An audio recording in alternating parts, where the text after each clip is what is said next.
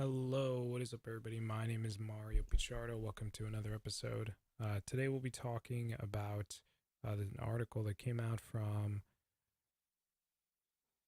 the CNN here that I'm looking at right now. Republicans are moving fast to squelch Justin Amash's rebellion against Donald Trump before his conclusion that the president engaged in impeachable conduct, the first by a GOP lawmaker, can gather momentum. But Democrats who want a more hardline strategy against the president are seizing on the Michigan congressman's sudden intervention to pile pressure on their own leaders for tougher action. So this is coming out of CNN Politics. The title is GOP Throws Up an Impeachment Shield around Trump. And from what I'm looking at, this is not an article that is in CNN's opinion section. But it's written like an opinion piece, even though it's not overtly so. Now we all know that CNN, along with a bunch of other outlets, are left leaning, just like we have a bunch of organizations that we know are more conservative leaning, like the Daily Wire, Breitbart, so on and so forth. CNN has really been called out a lot because of its overt videos surrounding, or its overt articles, its coverage of the president in a negative light. And a lot of people really don't take it seriously anymore. And I think the fact is that people look at it and they say, listen, you guys are cuckoo for Trump, because it gave you a ratings boost, and CNN's ratings are at an all-time low. And I don't think anybody's surprised. A lot of commentators who have gone out there, even the original founder of CNN, Ted Turner, saying he doesn't understand what CNN's become, talking about how all they talk about is Trump, Trump, Trump. It's like they're crazy for Trump. They're upset. They're just literally obsessed. For the last 2 years, all they've been putting out is CNN stories. And so if we sit here and we read this, all they've been putting up is Trump stories. If we sit here and we look at this one again, it says Republicans are fast to squelch Justin Amash's rebellion against Donald Trump before the conclusion of that the president engaged in impeachable conduct. The first by a GOP lawmaker can gather momentum. So I just want to take it right there. I mean, the way that these articles are written is clearly to say that, like, oh, this is a great thing that's going on, that is happening. Oh, Trump is now, in a dangerous situation that, that he won't be able to come back from. They're trying to talk about it in such a way where it, like, implies that he did do something wrong, even though this is the same organization that's been, for the last 2 years, pumping out the conspiracy theory, because that's what it is. We got to call it what it are. These people are conspiracy theorists who want something to be there that the facts prove just aren't there. And it's concerning. I'm tired of these conspiracy theorists pushing out all these stories. It's just disinformation. And so, and then people wonder why they're called, not real news. Which is funny, because their tagline is the most trusted name in news, which they should really consider changing their tagline. But it says even that is fake anyway. But Democrats who want a more hardline strategy, more holding it down against the president, are seizing on the Michigan congressman's sudden intervention to pile pressure on their own leaders for tougher action. Because, they need a tougher stance. They need to be more righteous in their ideas. It goes on to say, After all, it was a rising tide for Republican disgust that eventually became the unstoppable force that led to the resignation of President Richard Nixon in 1974. So here we see they're trying to compare President Trump to Richard Nixon, even though President Trump has done nothing like Richard Nixon did. In fact, the president has completely been exonerated from the claims that the Republicans had made. There was no evidence that he did anything wrong. And so, but here they're trying to compare him to Richard Nixon. I mean, can that comparison be made? Sure, but you know that there's more to it than that. There's a reason they're trying to stick an association between Richard Nixon and President Trump. It says then that was caused, that Richard Nixon's removal was caused by a rising tide of Republican disgust, trying to say that this is what's going to happen here with President Trump, or that could happen here with President Trump. Listen, these stories that they're putting out there, this is why people don't trust CNN. This is why people don't go to CNN anymore. They don't stop. They will not stop. And I think part of that is because the president has exposed CNN for what it is. It's a garbage news network. And I don't say that lightly. I honestly think that it's completely unreliable, because they keep peddling these stories. They won't let it die. They will not go back to reporting real news. They won't even try. So this is it just goes on. It gets some more quotes from more people here. Here it says, the watershed moment. According to the Americans Conservative Union, however, Amash had an 88% record of voting with the group's position last year. Watershed moment. Liberal Democrats who have been frustrated by House Speaker Nancy Pelosi's unwillingness to move forward toward impeachment seized on Amash's remarks. Democratic Representative Rashida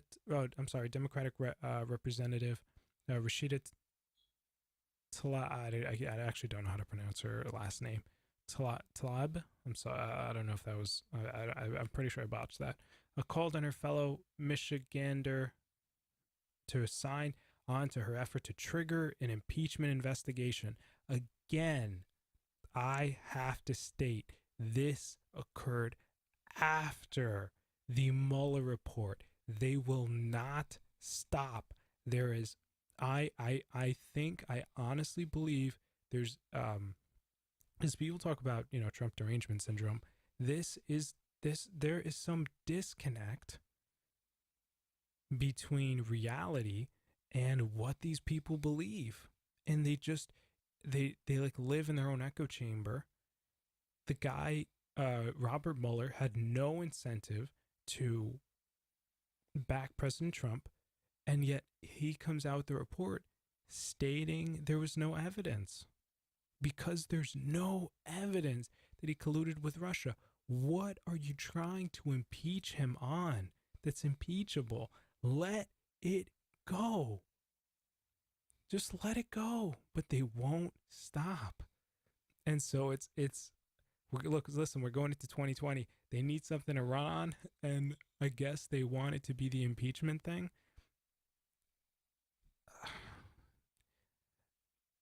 So she says, I've got an impeachment investigation resolution you're going to want to co-sponsor. Pelosi has been juggling the House's constitutional imperative to consider the president's conduct in fervent disdain, in which he is held by liberal grassroots activists, with the knowledge that impeachment would open political schisms that could damage Democrats in 2020 if they see this as overreaching. It obviously is. That's why people are moving away from MSNBC. They're moving away from CNN. They're moving away from these news outlets because they know exactly what they're going to see there. There's no surprise anymore. There's no real news there anymore. People are looking at this and saying this is like derangement. It goes on to say, I think the president every day gives grounds for impeachment in terms of his obstructions of justice. So I really want to talk about that because what had happened. So the Mueller report comes out, no evidence. So immediately, and this is something Dan Bongino talks about on his show, on his podcast, um, that, and he was saying it way before, they're going to go to, once they find out nothing happened here, they're going to go to obstruction of justice. But these people live so far outside of the realm of reality. I think it was they were talking to the Congress. I think it summoned James Comey, and they asked him to testify. This was early on. I believe it was James Comey, and they asked him, what did the president try to stop an investigation or potential investigation into whether there were people on his team that were potentially colluding with the Russians. And, Comey came out and he said there were no attempts by the president, paraphrasing, to prevent me from investigating. In fact, there is what Dan Bongino likes to refer to as negative evidence, in which he says, in fact, the president encouraged, and again paraphrasing, encouraged me to look into. He said something along the lines of, if that was happening, that would be good to know. To Comey, it'd be good to know if there was someone there who did have those connections. In other words, President Trump was encouraging the investigation. So these people, and this is on the record, these people are I don't know what to say. They do not live in reality. And I think Nancy Pelosi realized that to some degree. And it looks like now she's backtracking on that, where she said that there was no, that it wasn't worth moving forward with an impeachment on the president. But clearly here she's saying that every day she thinks there's more grounds for it. So, I mean, Nancy Pelosi in and of herself, constantly moving the goalposts, moving the line, moving her stance. I don't know. It's this is journalism. And CNN's the front page of journalism right now in America. I check out Subverse. Check out independent news creators before YouTube censors them all and throws them all off their platform. These other companies that are throwing people off their platforms, you can't really say anything that the left doesn't like these days. And it's not just in America; it's happening across the board. Remember, the New Zealand recently, I believe it was the Prime Minister of New Zealand, comes out and says, we all need to band together to for the fight against, what they deem as hate speech. Everybody needs to stop with hate speech. So what we'll do is we'll take away the right of the citizens of our nations, to look at information and discern what's true and what's not true. We're going to take that right away from them because we're afraid that they're going to make the wrong decision. So it's all in the name of health. And also, we don't want some people to be offended. So we're just going to take some ideas off because we don't want it to offend anybody.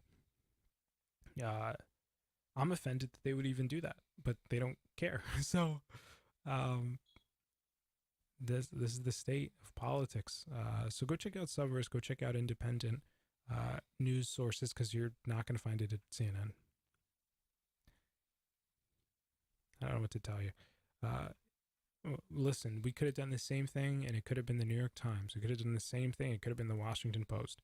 Could have pulled a similar article from the Huffington Post. So this is the state of mainstream media news, and this is why the mainstream's dying. This is why the key demographics are moving over to watch people like Tim Pool. They're moving over to listen to Jordan Peterson. They're moving over to listen to Ben Shapiro at the Daily Wire. They're going to every other news source. And they're all going right wing. And that's why we have a conservative trend, because these people do not get it. And they don't want to stop because they know that they're losing, and they're losing hard. And that they don't have a fallback. So that, which is great news for the rest of the world who lives in reality. But we just need to do our part. So all right, guys, I'll see you guys in the next one. If you liked the video, be sure to smash that like button. If you loved it, destroy that subscribe button. And be sure to hit the bell icon so that you're notified next time our video goes live. But also, please share the video, because when you share it and you like it, that really helps us out in terms of getting as much reach as possible until YouTube inevitably suppresses this video. So really, we need all the help we can get in terms of sharing the message, getting things out there so people know, so on and so forth. So thank you guys for listening, for being a part of this broadcast with us today. See you guys in the next one. Take it easy. Peace.